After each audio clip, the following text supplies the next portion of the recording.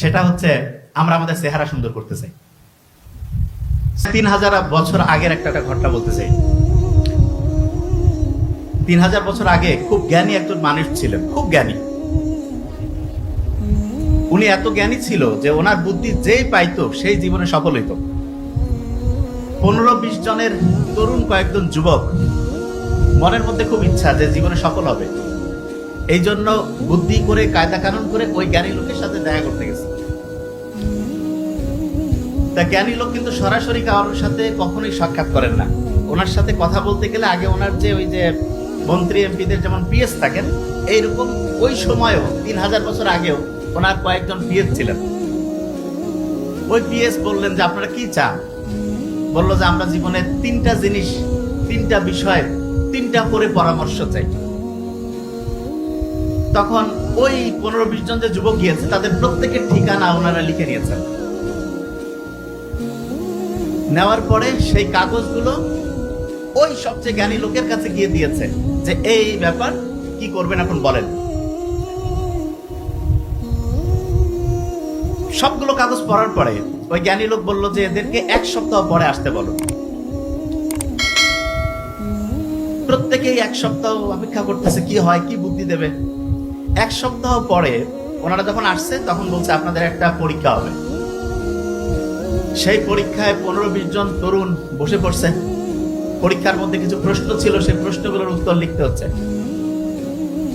প্রশ্নের সমস্ত উত্তর যখন লেখা শেষ হয়ে গেল, তারপরে সেই উত্তরগুলো নিয়ে যে সবচেয়ে জ্ঞানী মানুষ তার কাছে হচ্ছে উত্তরগুলো সাবমিট করা হলো। খাতা কাটার পরে 80% স্টুডেন্ট ফেল। বলছে যে তোমাদের পরের স্টেপে যাওয়ার কোনো বুদ্ধি নাই, মানে কোনো বুদ্ধিই পাবে না। তখন ওরা জিজ্ঞেস করলো যে আমরা কি পরীক্ষা দিলাম যে আমাদের হচ্ছে প্রথম স্টেজেই এইখান থেকে বিদায় দিতে হবে, কারণটা কি? তা ওইখানে একটা ঘর ছিল এরকম যে প্রত্যেককে যে বুদ্ধি দেওয়া হবে, সেই বুদ্ধি দেওয়ার জন্য যে পরামর্শ ফি, সেটা হচ্ছে তাদের ইনকাম অনুযায়ী হবে। যেই ফ্যামিলির ইনকাম যত বেশি তার পরামর্শ ফি তত বেশি। তো ওই যে তরুণ যুবকেরা ছিল তারা করছে কি, নিজের টাকা বাঁচানোর জন্য 80% মিথ্যা তথ্য দিয়েছে যে আমার পরিবারের ইনকামটা হচ্ছে কম। 1 সপ্তাহ আগে তারা যখন তাদের ঠিকানা লিখে গিয়েছিল তখন তারা করছিল কি, ভিতরে ভিতরে প্রত্যেকের ফ্যামিলির ইনকাম কার কত সেটা তারা বের করছিল। এবং যখনই দেখছে 80% ভুল তথ্য দিয়েছে, তাদের প্রত্যেককে বলছে তোমরা মিথ্যা কথা বলো, এই জন্য সবচেয়ে সেরা বুদ্ধি, সবচেয়ে সেরা জ্ঞান তোমরা পাবা না, এই জন্য ওদেরকে বিদায় করে দিয়েছে। বাকি যে 4 থেকে 5 জন গিয়েছিল, 4 থেকে 5 জন, এই 4 থেকে 5 জন 3টা করে বুদ্ধি পায়, 3টা বুদ্ধি, এবং 3টা করে শর্ত পায়। এই 3টা বুদ্ধি 3টা শর্ত মানার পরে ওই 4-5 জন ওই সময়ের সবচেয়ে শক্তিশালী, সবচেয়ে সফল লোকে পরিণত হয়ে যায়। তারা বলছে যে আমাদেরকে এখন বুদ্ধি দেন, এবং তারা কিন্তু সফল হয়েছে। এখন তারা কোন 3টা বুদ্ধি চাইছে সেটা এখন শুনেন। প্রথম যে বুদ্ধিটা চাইছে সেটা হচ্ছে আমরা আমাদের চেহারা সুন্দর করতে চাই। চেহারা সুন্দর করতে চাই, ভেরি নাইস বুদ্ধি, আমরা আজকে শেয়ার করব। দ্বিতীয় তারা যেটা চাইছিল সেটা কি, সেটা হচ্ছে আমরা জীবনে যাতে সবচেয়ে বেশি সফল হই। তৃতীয় যেটা চাইছে, ধরবো এখান থেকে কিন্তু লাস্ট বেঞ্চ, তৃতীয় তারা চাইছে যে আমরা এর পরের যে জীবনটা আছে, এই জীবনটা আমাদের যে ওই যে রুহু আত্মা, ওই সময়ও জ্ঞান ছিল যে না, ওরাও মূর্খ ছিল না, শিক্ষিতই ছিল বলা যায় 3000 বছর আগে, ওইটা যাতে সুখে থাকে, শান্তিতে থাকে। জ্ঞানী লোক প্রাইমারি প্রিলিমিনারি পরীক্ষা যারা টিকলো তাদেরকে একটা রুমের মধ্যে ডাকলো। রুমটা এমন জায়গায় সেট করা, রুমে ঢোকার সময় ঘাটটা একটু হেলায় ঢুকতে হয়। কোন জায়গায় জ্ঞানী লোক আছে, ভিতরে ঢুকছে। ঢুকার পরে ওই জ্ঞানী লোক ডান পাশ বাম পাশ, 2 পাশে 2টা ওই যে আপনারা কূপ চিনেন তো, কূপ, এক কথা মোমবাতির মতো, সহজ করে বলি। তা ওনারা ঢুকছে, যখন ঢুকার পরে যখনই সামনে আসছে, একটা কূপই উনি বন্ধ করছে, মানে একটা হারিকেনের মতো। 3000 বছর আগে হারিকেন বন্ধ করছে, পাশের আরেকটা হারিকেন চালু করছে। সবাই চিন্তা করতেছে কি ব্যাপার রে, 2টা হারিকেন, ডান পাশে একটা বাম পাশে একটা, একটা ফির বন্ধ করলো আর একটা চালু করলো, কারণটা কি?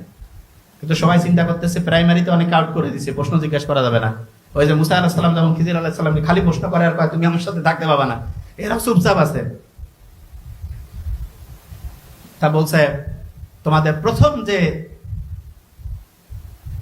চেহারা দেখছে, তো দেখে বলছে তোমাদের কি কোনো মানে দেখলে বোঝা যায় না কিছু বোধহয় জানতে চাচ্ছে, তা ওদের মধ্যে একজন সাহস করে একটু হাত করছে, বলতে যে আচ্ছা আপনার পাশাপাশি দুইটা হচ্ছে এরকম কূপ মানে হারিকেন, একটা বন্ধ করলেন আর একটা চালু করলেন, কারণটা কি?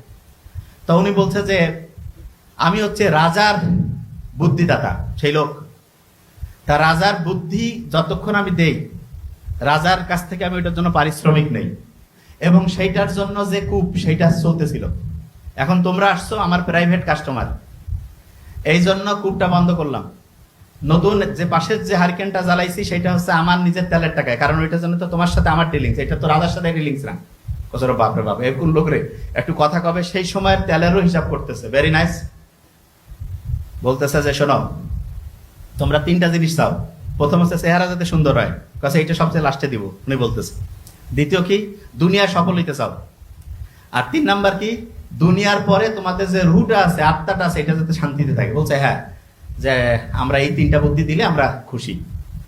তা বলছে 1 নাম্বারটা শেষে দিব, প্রথমে 2 আর 3 দিব, মাত্র 3টা বুদ্ধি দিতে হবে। প্রথম যে বুদ্ধিটা দিছে দেখেন খুব ইন্টারেস্টিং, এইটা কিন্তু লিখে ফেলতে হবে এবং ধরবো, এইটা যদি করি এই যে যারা ক্যামেরাম্যান থেকে শুরু করে যতজন আছে প্রত্যেকে জীবনে সফল হতে পারবে, লিখিত গ্যারান্টেড।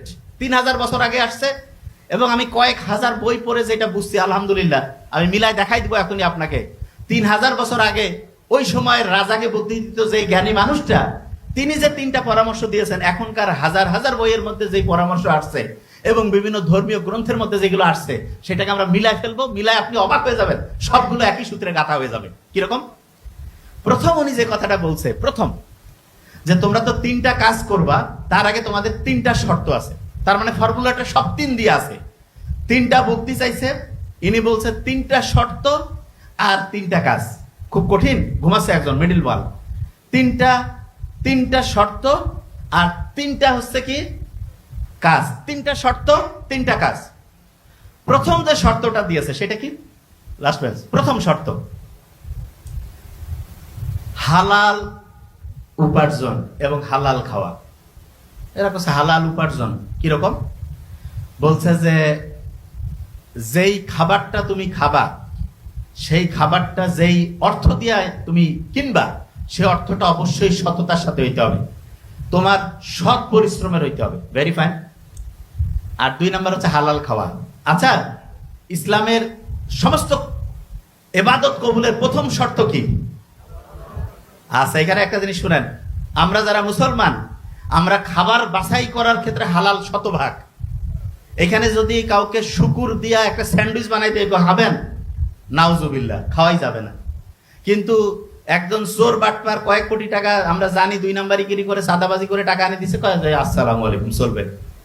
শোনেন, আপনি প্রোডাক্ট যেটা হালাল সেটা তো ভালো, কিন্তু তার চেয়ে গুরুত্বপূর্ণ দেখেন ইসলাম কি সায়েন্টিফিক। আল্লাহ কিন্তু বলছে যে তুমি যদি এমন অবস্থায় পারো জান বাঁচা ফরজ, সেই সময় তুমি হারাম মৃত জিনিসও খাইতে পারবা। কিন্তু দেখেন আল্লাহ কোনো জায়গায় বলে নাই যে তুমি তোমার জান বাঁচার জন্য অন্যের হক মেরে, অন্যকে আক্রমণ করে, অন্যের কাছে চাঁদাবাজি করে, অন্যকে ঠকিয়ে, মিথ্যা বলে, মানুষের কোনোভাবে টাকা কায়দা কানুন করে টাকা নিয়া সেইটা দিয়ে কোনো হারাম হালাল খাবার খাও, এটা ইসলামের কোন জায়গায় কি আছে? কষ্ট লাগলো বলতে, আছে? তাইলে হালাল খাবার, ধরেন একজন শুকরের মাংস খাচ্ছে, যতটা হারাম, আপনি হারাম টাকা দিয়ে যদি হালাল খাবারও খান এইটাও কিন্তু হারাম। কি বুঝতেছেন আমার কথা? তাইলে এখন চিন্তা করেন তো, শুকরের মাংস খেয়ে হারাম হইল, আর আপনি ইনকাম করলে হারাম, গরুর গোস্ত খান, খাসির গোস্ত খান, আপনার কি ইবাদত কবুলের প্রথম যে শর্ত সেটা কি পূরণ হবে কি হবে না? হবে না।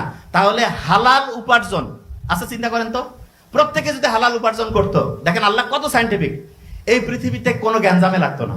এই যে বিভিন্ন দেশে যুদ্ধ করে 2 নাম্বারি করে টাকা ইনকামের ধান্দা, এরা হচ্ছে রাষ্ট্রীয় মানে ডাকাত চোর, মানে ডাকাত হচ্ছে দেশ।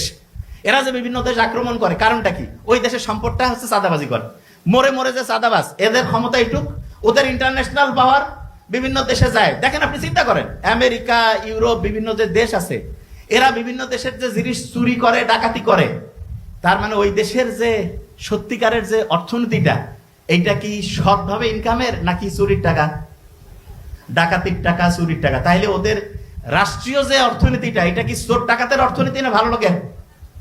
বিশ্বাস হচ্ছে না? সত্যি কথা বলছি। আর আপনি বিদেশিদের ভালো কিছু আছে, কিন্তু খারাপটা চিন্তা করেন কত খারাপ, আন্তর্জাতিক ভাবে খারাপ। ওরা গোটা রাষ্ট্রটাই হচ্ছে চুরি বাটপারির উপরে টিকে আছে। তাইলে হালাল উপার্জন যদি না হয়, ওই গরু খাসি খায় কোনো কাম নাই, কারণ টাকাটাই তো হারাম। তাইলে কোনো লাভ আছে? কোনো লাভ নাই। তাহলে এটা 1 নাম্বার। এবং হারাম যে খাবে তার রুহুর যে শক্তি, আত্মা, সেটা আস্তে আস্তে ধ্বংস হয়ে যায়। এটা নাম্বার 1। নাম্বার 2 উনি কি বললো? যেই কাজই করো অন্যের উপকারের জন্য কাজ করতে হবে। কিসের জন্য? অন্যের উপকার। স্ট্যানফোর্ড ইউনিভার্সিটি 1548 জন ছেলে মেয়েকে নিয়ে 90 বছর গবেষণা করছে যে কারা জীবনে সবচেয়ে সফল হয়, কারা সবচেয়ে বেশি হচ্ছে দিন বেঁচে থাকে। গবেষণা রিপোর্ট